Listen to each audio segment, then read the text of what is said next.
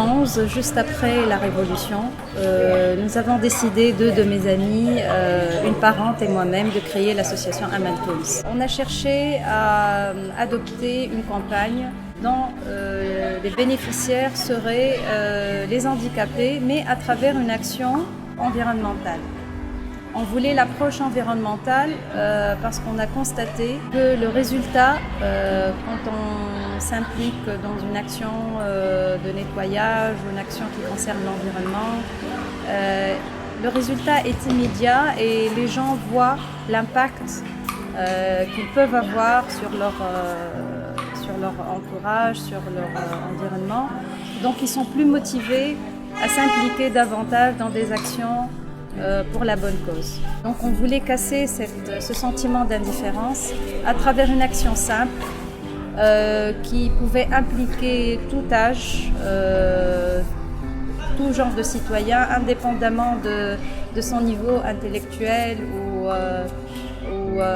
son âge ou l'environnement ou l'emplacement où il vit, etc. Et donc on a opté pour la campagne de collecte de bouchons pour le financement des chaises roulantes pour handicapés nécessiteux.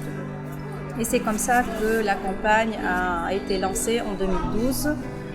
C'est notre première campagne, notre premier projet et c'est le projet qui a fait parler de l'association Amal Tounes. L'action de collecte de bouchons pour financer les fauteuils roulants donc, a démarré en 2012. Et maintenant, on est fin 2015 et donc le résultat, c'est plus de 50 tonnes de bouchons collectés. Ça nous a permis de financer dans les 150 chaises roulantes et de bénéficier de plus de 300 chaises comme don. Donc l'action des bouchons, elle a permis de sensibiliser les citoyens aux besoins des handicapés.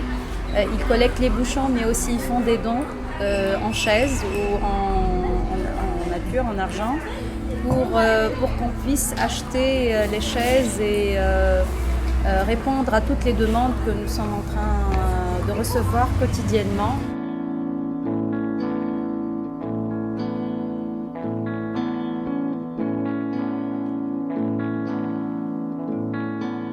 Les difficultés majeures que nous avons rencontrées sont des difficultés de logistique. On n'a pas trouvé de difficulté, par exemple, à convaincre les gens à collecter les bouchons pour les handicapés et pour l'environnement. Ça, il suffisait d'en parler, que les gens réagissent positivement. Et ça a été une motivation pour nous, pour continuer. Le problème majeur, c'est les points de collecte. Comment multiplier les points de collecte afin que les collecteurs trouvent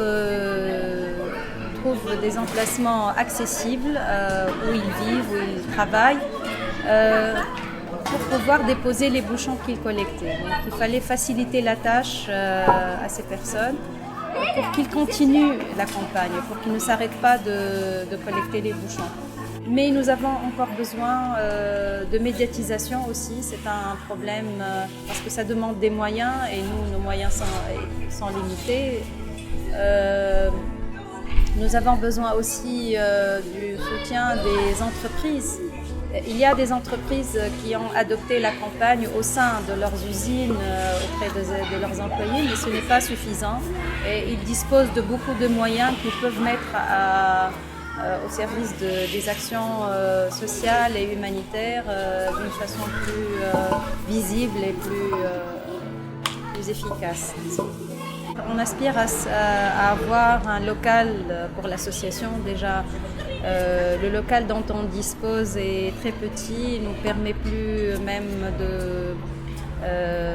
d'organiser nos réunions, les réunions des membres de l'association. Donc nous aspirons à avoir un local qui représente vraiment l'association et qui dispose aussi d'un point de collecte, pour les bouchons et pourquoi pas